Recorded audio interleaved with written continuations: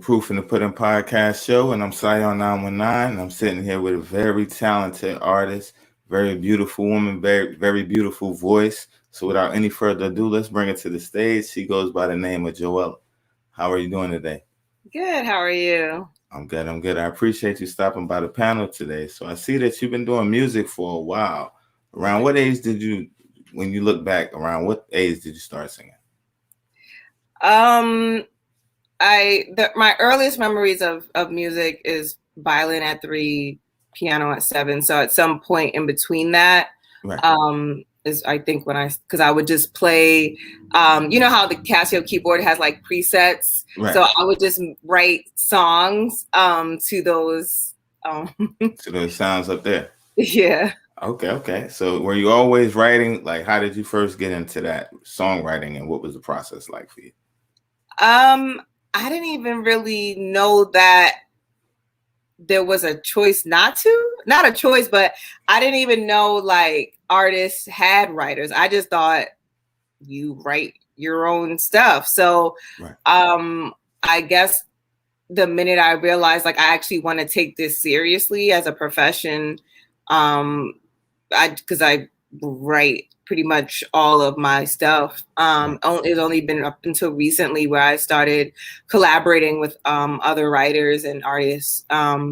But before that, especially because, you don't have the resources to like pay writers and stuff. So right. It's not even really a thought. But I guess when I first started taking my career seriously was probably when I was like towards the end, finishing out college. Okay. My last year or so. So that's probably when I got started. So you got started from there. You've accomplished a lot. So let's talk about your journey. What's some of the best memories you had up until this point? Oh, man. My favorite memory of all time is performing at the Forum out here in LA. There are signed artists who have not performed there yet. And it just feels really good. Like, something about LA audiences, period. Like, I almost feel like I'm a traitor because I'm, from the East Coast, but East Coast audiences are hard. And I'm saying this as a person, like, I've never been booed from the East Coast audiences. I've always been super welcomed. But it's something about that West Coast audience. I don't know. They just really believe in you, or they want you to win or something. But they were like singing my song with me, and they never, heard it before that. I just, I know how to write commercially in that way, but it was just cool. And then like when I came after I performed, because I opened this show for this radio station called Real 92.3 LA. Okay. And so Kendrick was headlining that. So there was Jadena, so that was like my first like really big like radio concert like that. And so it was just crazy. I'm like, oh my God, I'm opening for like right, that's big right there. Right. That's it's crazy. So to see that people were so engaged so early into the show, because when you're the opener, people are probably not even there yet. But it wasn't like full yet. Like everybody wasn't there yet, obviously, because it was the beginning of the show. Right. But there were a lot of people. Like, that was probably bigger from a lot of artists, even still with it not being full yet at that point. Right. And they were all with me. They were singing it. They were dancing to it. When I came out to go sit in the front to watch some of the show, I actually got to watch it with the radio personality Big Boy. Wow, salute. He that's a whole different conversation. Just a genuine person. Like once he met me, he was taking me in the back, and he was like introducing me to people, like other personalities on the radio station. And he's like, do you know Joella? And it was funny because they were like, you could tell they were like, wait, I guess I need to know who she is, because he's like telling me like, do I know this person, as if I should know her. And he just made me feel so welcome. I didn't feel like the opener who just, gets no love, like he really made me, and I don't even know if he realizes like what he, like, I think that's just who he is, and I will forever love him for that. But just seeing the love when I came back, because I had to come through the crowd to go in the front, and people were like, oh my God, I loved your performance. Like, it just felt so good, because people don't have to tell you that. Like, people could just be like, okay, like, okay, girl, right. good for you. You know, like they don't have to go out their way to make me feel good or to congratulate me or to tell me they enjoyed my set. So that just felt really good. And yeah, that's definitely my favorite. Okay, so let's talk about the difference because you said this is a radio show, so it's professional. It's a big show. You got Kendrick on the bill. What's some of the differences you learned from that to earlier in your career, your earlier shows? So I guess it's hard because by that point, like I have been performing since I was 3. Like I'm one of those artists. Like I love the stage. Like I go into the studio and I'm like, oh my god, I don't know what like. It's Right. weird. It's very weird. But when I get on that stage, I just feel at home, like because I've always just been on the stage, so I can connect with the audience. Like like I haven't had a show in any state where I couldn't get people to sing my records with me, Right. and just the love. And so for 18 years culminating up to that point, I kind of already had my training of like how you command a stage, because I was NJPAC, New Jersey Performing Arts Center, is also like a really big performing center in New Jersey, and I performed there a lot. Like I got a lot of scholarships, and I was usually the youngest playing the violin or the piano. So I've always understood stage presence. I've always understood preparation, right? Like a lot of artists think you just like get up on stage and you just start like singing. Like no, there's like a lot of prep that goes into it, getting your endurance up, really connecting with the audience, giving the audience a chance to absorb. Like there are a lot of things that I just accumulated over the years, as an actress, as a singer, as a dancer, as a choreographer. So even as a person who is constructing these productions and has to see the bigger picture. So all these things I've been aware of up to that point. So yeah, not to toot my own horn. It's just, when you've been performing since you were 3, at that point, it's kind of like, you already know what you're doing.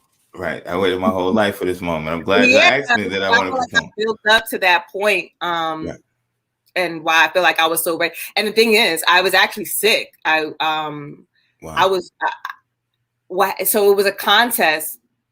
It was a radio contest, and I was just like, I'm not gonna win, but I'm gonna do it anyway. And I realized, oh crap, like I'm in the top whatever, and then I'm in the top 20, and then I'm in the top 10, and I'm like, okay, well, we about to do this thing. And then I think the radio station didn't really take it seriously. And so what was supposed to happen is like once you got in the top 10, you were fine, because then the radio station would go and then they're gonna pull and see like the type of music you have, like, are you even ready to be on a stage like this? Any stage presence? So they did bet. So they wanted to make sure you had those things. But what happened was they didn't, like, I guess they forgot they were supposed to announce that day. And so they just picked whoever was at number 1, and I was at number 2. So I was like bummed, and you could hear them on the radio. They were like, you could tell it was like somebody was like reading off their phone. It was like, yeah, and the winner is, and you could tell they just like scrolled to see who was number 1 instead of like actually doing it. So I was like, all right, whatever. And then like 2-3 days later, I get this call and I'm like, hello? Like literally I have no voice, no nothing. And they're like, hey, you won. You're going to open up. We love your music. Da-da-da-da. Send it over right now. Like, and I'm like, oh my God. So they explained it to me and I was like, they were like, yeah, we kind of messed up. But you're the actual winner of this. So yeah. So you're in the right place at the right time. Yeah, man. I was like, and it was just a good lesson, I think, for me, that like, it ain't over till it's over. Like, you just never know. And so I loved that I had, obviously at that time I was, kind of sad about it, but because I never won things, and I'd never, so it wasn't like that serious to me. I wasn't really expecting anything, but you're still a little devastated, like, dang, I could have performed for the, you know what I'm saying? And so just to see like 2 days later that happened, I had to pull over. Like I thought it was, I don't know what I thought. I thought 5 billion different. I thought, I'm like, hey, this is a prank. They're lying to me. I'm going to get to the forum thing. I'm like, who are you? But everything went through and it came together. So that's dope right there. So let's talk about songwriting, right? Because you've been writing for a long time, putting together your songs. Where do you draw your inspiration? And you say you learned to write commercially. What do you mean by that when you say that as well? So I think I'm good at like understanding the basics, right? Like the minimum of what you need to understand to write a song. Right. I'm still learning, especially because it's changing. So if you're not constantly learning, then there's something wrong with you, because the format has changed. From when before we had bridges, songs were like 5 minutes. Now, if your song longer than 2 minutes, they looking at you like, "What are you doing here?" Wow. They want verse hook, beat, the end, and so I think I just always had a basic understanding of what I needed to do to communicate that I understood, and was starting from a good baseline versus starting from like zero and just like not understanding. So when I say that, I mean, I understood like words have to rhyme. I understood like they didn't want the cliche rhyming scheme, that you really had to tell the story. You really had to paint the picture. Right. And with my background being in creative writing, I've always had an understanding of communicating and how to do that in different ways, that are super direct and that are abstract. And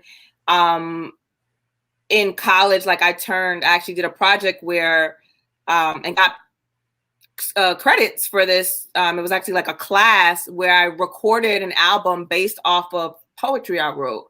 Because I've won awards for my poetry as well. So for me, I guess I've always understood, like I'm a writer just in general. So I think I just applied it to like, what does it mean for a song? Because like one of the very first songs I ever wrote was called "Is a Kiss a Kiss," and that is from a poem I wrote, and I just made it into a song. And then I decided I want to do an album, and then someone was like, "You can get credit for this." So I think because of how my brain works creatively in general, where I do a lot of things, I think I just applied that to songs. Yeah.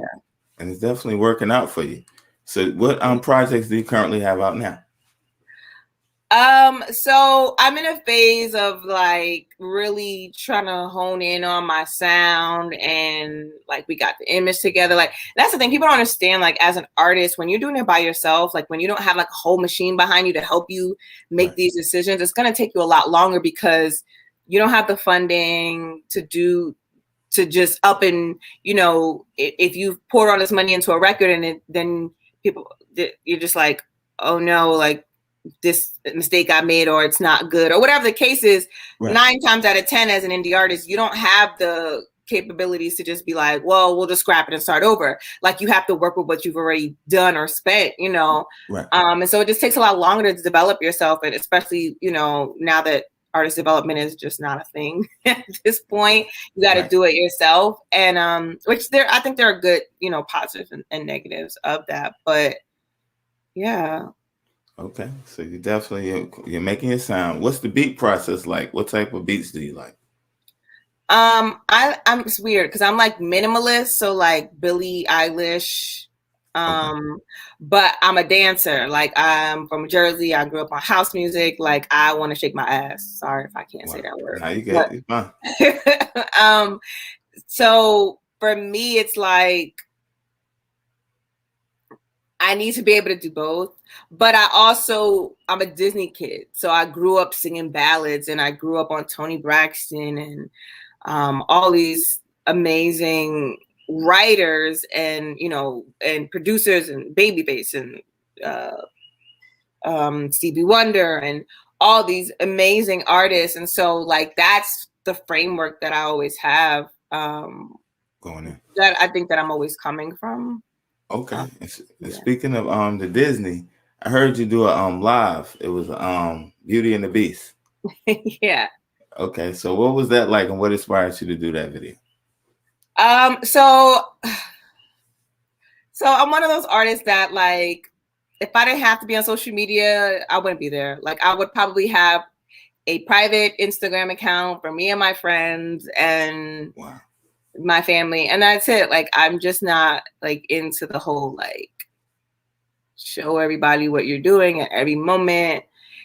and not to knock people who are, it's just not my thing. Like I just want to be me and live, and like I'm the person that the friend that when we go out, I'm annoyed because everybody's trying to take pictures and stuff, and I'm the one just trying to have fun. Like I'm not trying to stop having fun and take pictures. So I don't really like to document things, and as an artist, that's hard because we're in an era where like you have to do these things because it's even.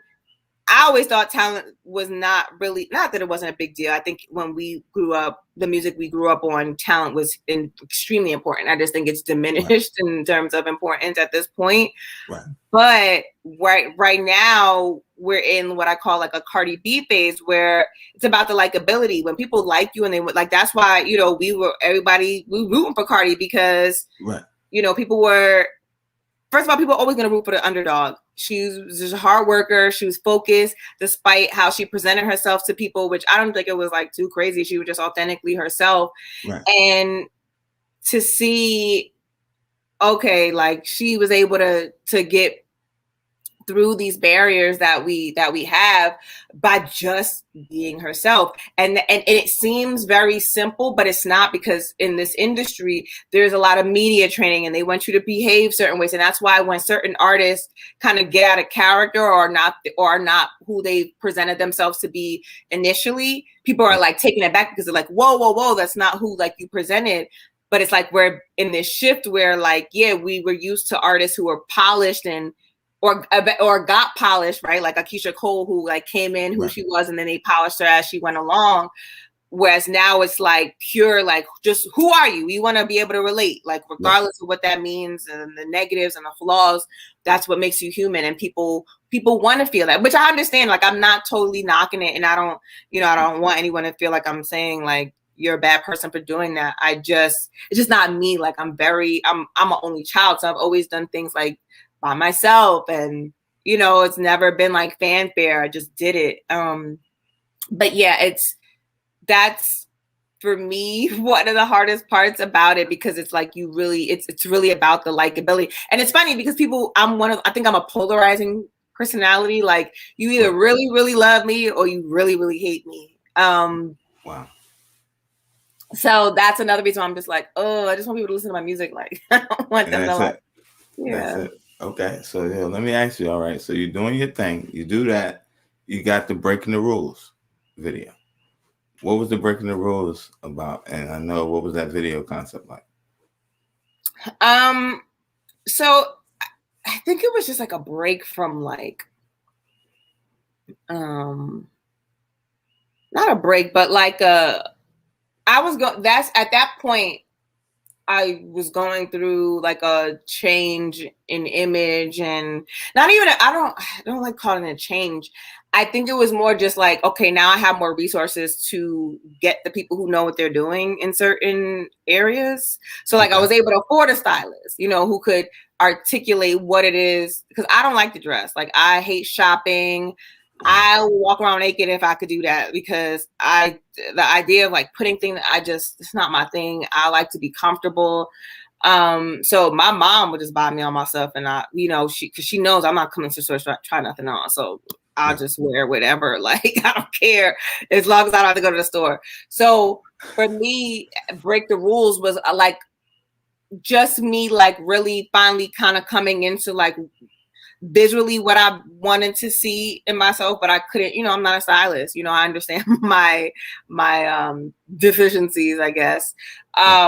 And so being able to have somebody now come in and kind of, handle that for me was great. And so Break the Rules, I also felt like, okay, maybe this one I actually co-produced. And so I think I just felt really empowered to like really come into my own as an artist and really develop myself and to try something different and really lean into my low tone. And so it was just like, I think not an experiment, but just a formation or a something, a molding of like who I'm like becoming as an artist. Right. Yeah. It's like your evolution, right? So you're Yeah, coming out your shell. So it's like you found yourself. So, exactly. And so then the song is just about me kind of just being fed up with how these rules for love exist, particularly for women, right. where we're kind of like forced to want that. And it's like, you know, some people, some women, that's not a priority. Like, it's not a priority to be a wife. Right. Not for me. And for women I know, it's not a priority to be, you know, these other roles that society tells us we have to be in. So, or that we have to accept certain things for love. And for me, it was just like, no, like I'm not about to sit here and accept certain things just so I don't, you know, just so I'm like have a partner. I just don't see that to be necessary because it drives me. And really the song came from me kind of getting tired of hearing older couples be like, yeah, we've been together for 80 years. And like, despite the fact that he punched me in my face 30 times a day, like we made it Right. through. And it's like, that's not inspiring at all. If anything, I feel like, why are you still in that relationship? So for me, that's the background of like why Break the Rules came about, because I'm like, no, this can't, love shouldn't be like that. You know? Right. It's much more than that. Okay. So what can the people expect from you after the pandemic is over and everything opens up? What can people expect from you? Yeah, everything's opening up. I plan to release a full EP or enough songs that make a full EP, about 5 songs. Because I do really want people to like, I think right now I'm in a space where no one can say, most people probably won't be able to say like, oh, this is a Joella record, right? And as an artist, you have to be real with yourself and understand where you are in your journey, right? And that's one thing about me. I'm very introspective. I'm very self-aware.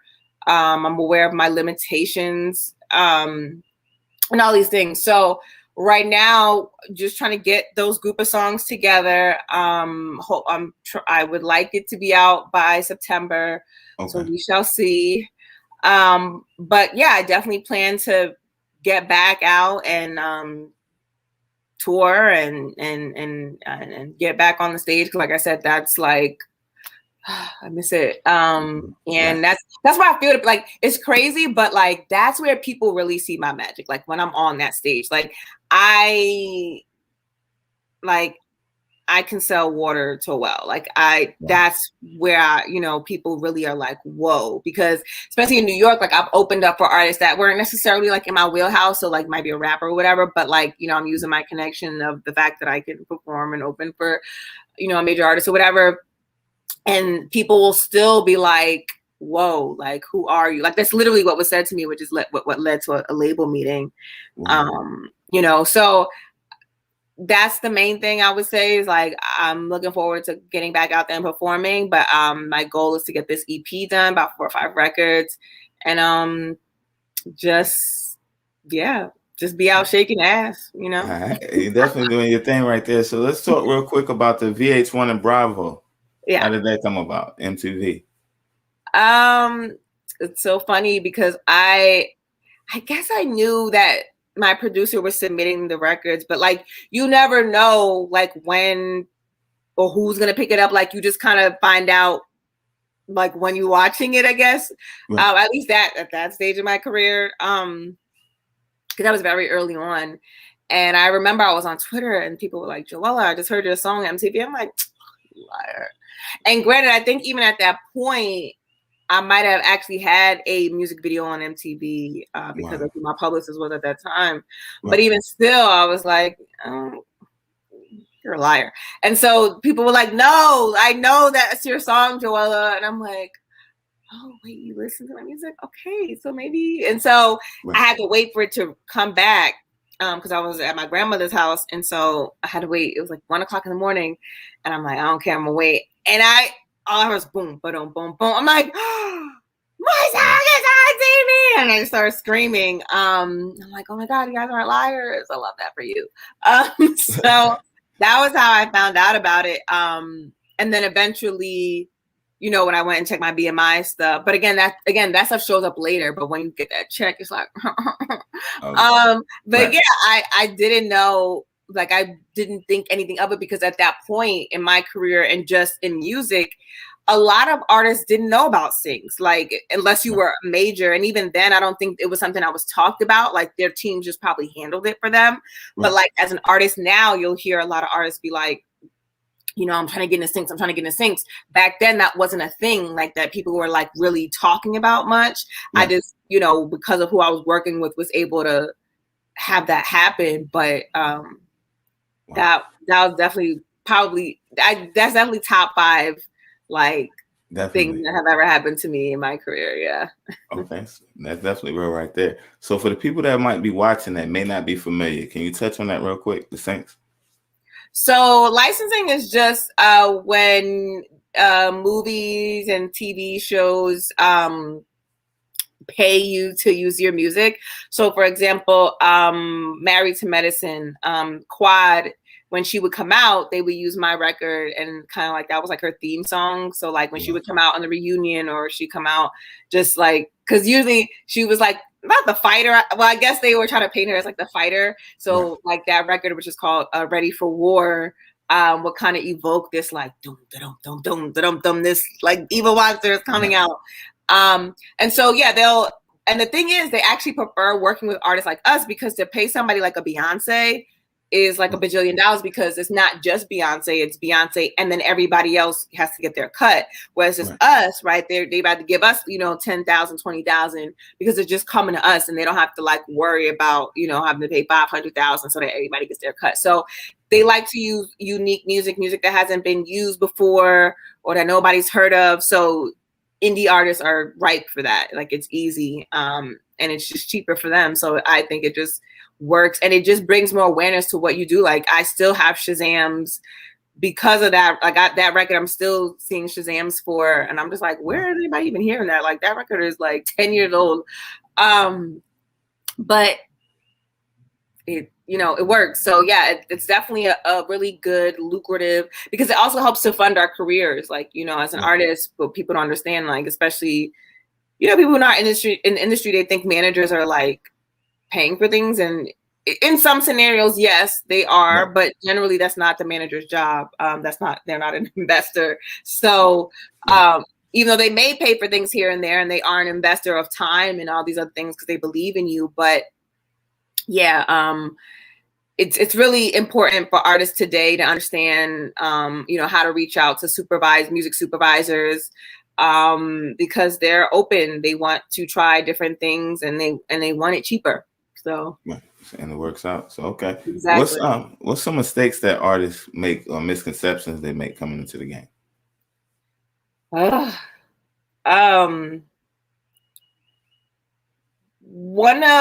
One of them is that you're just so talented that you don't need nobody else. And like I said, I just started collaborating with people within the last like year or two, and I think that was one of my biggest mistakes. I think that partially is what held me back. Because the thing is, when you're collaborating with other artists, you're sharpening your tool as well. You're learning some techniques from them.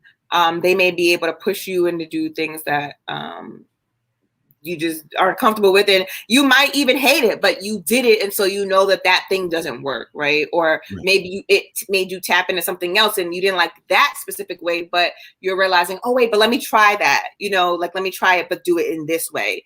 So it kind of pushes you beyond your boundaries, and it also opens you up to other audiences, right? Like this this really dope rapper that I've met. Her name was Titanic. She's from Louisiana. She's fire. Like that girl, I'm telling you, is a rap. If she wants a record deal, because I don't know what her goal is, but she's out of here. She's fire. And I met her at this writing session, and the cross promotion is always happening because I'm always posting her stuff. She's always posting my stuff, and she has a huge following. So that alone is what will help you bring in more people to what you do.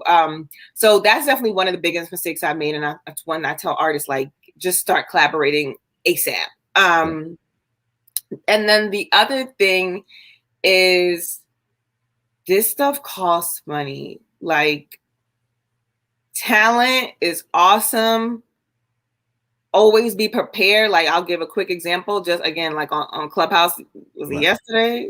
It was Tuesday. And Bob Sumner, who, if you don't know, he's the one who developed Def Comedy Jam. He's very well known. He, before the comedy world, he was actually the music world as well. So he has ties to both, but they're both pretty much very connected. Right. And I'm sitting there eating chicken, and Jackie, who I know, she's in the music industry, it's like, Joella, sing for Bob. I'm like, wow. Hey, Jackie, I'm eating chicken right now. She's like, I don't care.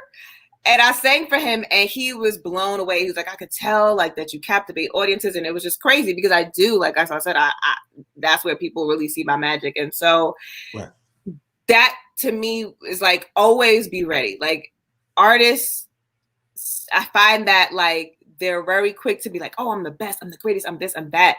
And they're not ready. And you have to be ready on the spot. Like, I constantly, because things are constantly going through your mind, especially my mind, especially when I have a rollout. Like, my anxiety is up. I'm constantly thinking about, okay, what did I do? What meeting did I miss? Or da da da. Like, there's so many pieces that come together, and you forget things, right? Like, in the moment. So I literally on my phone and my notes app have like a list of songs that I jump to quickly whenever I'm in that situation when somebody's asking me to sing.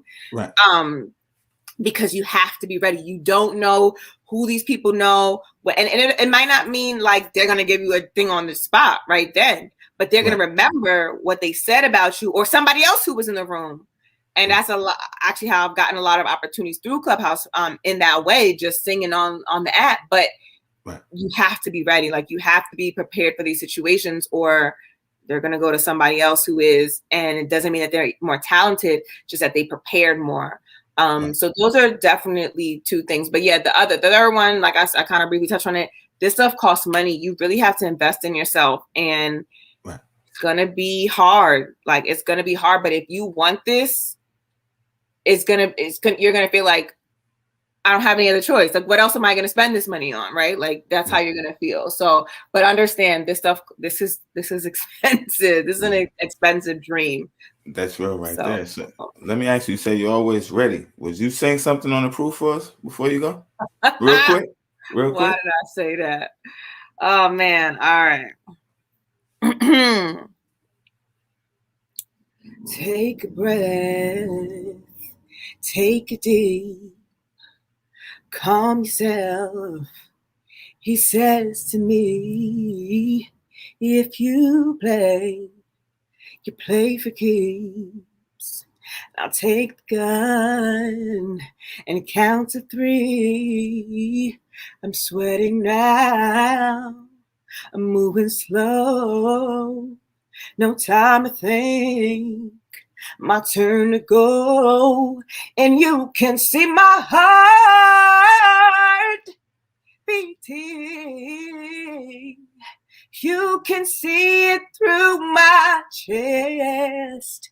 Now I'm terrified, but I'm not leaving. No, know that I must pass this test. So just pull the trigger. That's beautiful right there.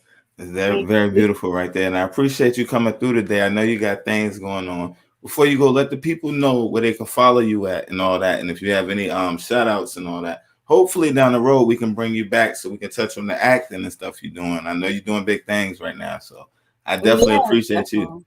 All right. Definitely. So yes, follow me, Twitter, Instagram, Facebook, Joella's World. My website is just joellasworld.com. Go on there, get some merch. I got some dope new merch out, and some more fire stuff dropping. We're doing my little cartoon girl, stitched up on some crop tops. And so I'm really excited about that because people have actually been wanting that. So I'm excited about that. But yeah, I'm on all the social networks, pretty much under Joella's World. So just, hit me up. All right. Yeah. And again, we definitely appreciate you. You're doing big things. You got the clothing, you got the music, you got the songwriting, you got a lot going on, the actress and all that. Let them know about what you're doing on Clubhouse once you get off here real quick. And then so there's a room with Bob Sumner right now. He's he's just that nigga. Like if you're in the comedy space, you're in the acting space, like you need to know this man. But he just has a lot of gems, period, that work across. Because like I said, comedy is very the way comedy and music works. Like we're very similar in like how we have to like get ourselves out there. You know, like they have to go to open mics and get on these stages, and we have to do that too, right? And then that's when we start doing showcases, and you know, so we're very close, you know, musicians and comedians, because we do experience some similar struggles. So he's on there talking about some of his experiences. They just were talking about Bernie Mac. He's the one who gave him his start. A lot of them, Monique, like literally all the legends, basically. Right. And so I'm just on there to support. And you know, be in the mix, but I was asked to be on the panel. You know, so yeah, he's just dropping gems, and even just again, because you never know, because that's why it's like, it's not even about like, oh, if you're not a comedian, don't come.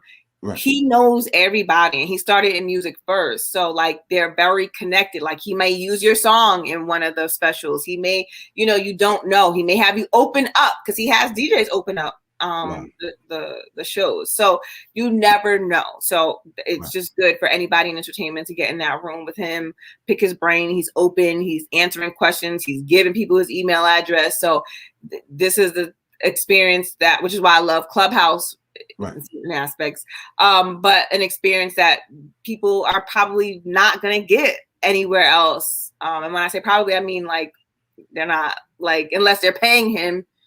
So to have him on there for free, answering questions directly, not bullshitting, and really saying like, yeah, email me your 10 minutes stand up or whatever, and I'll see where I can put you, you know? Wow. And being ready. So you're definitely doing that, being ready. And I know doors are going to keep opening up again. Black excellence in the building. You're doing your thing. Very talented. Yo, I thank you again. And like I said, down the road, hopefully we can get you back. I know you got things going on, yo. So we're going to sign off right here. I appreciate you. This is the Proof in the Pudding podcast show. I go by the name of Sion 919. And this was Joella. Be sure to follow her at Joella's World. And we thank everybody for tuning in today. Yes, we love thank you all. I appreciate it. Thank you. No problem. Bye. All right.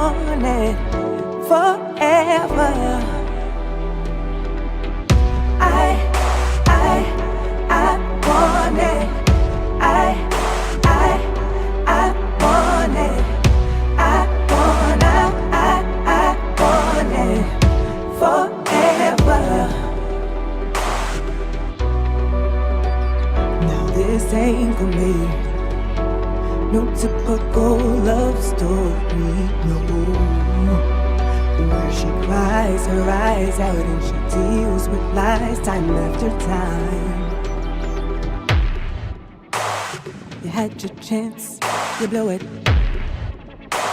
Respect myself enough to know if I was worth the damn to you. One chance is all you need to make it work. Yeah, 'cause see, I don't ignore the signs.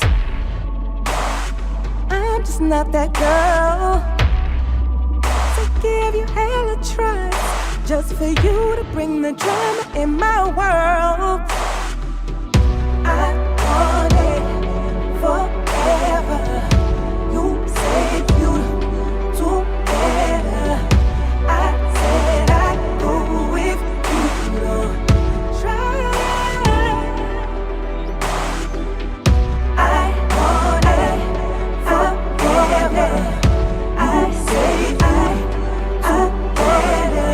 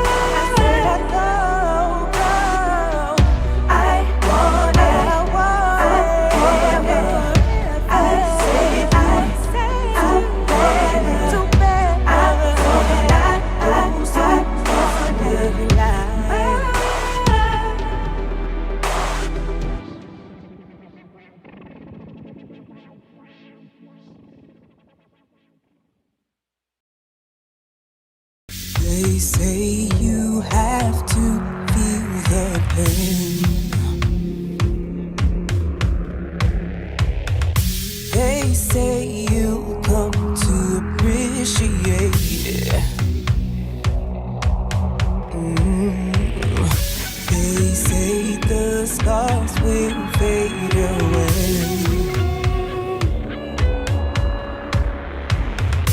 They say that love is worth bad days.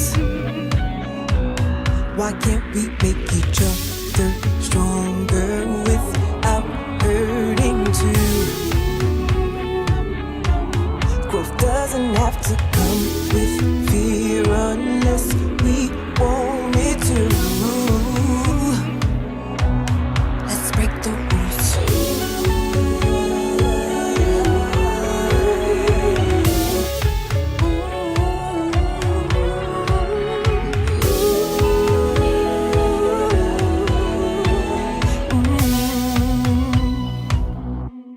Let's break the rules. They say tears are part of the game. I say that I don't want to play. No, they say that this is the right way.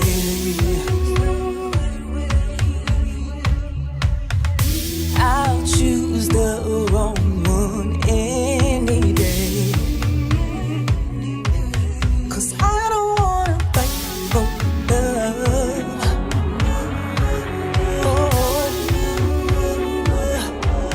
and I don't wanna prove my worth.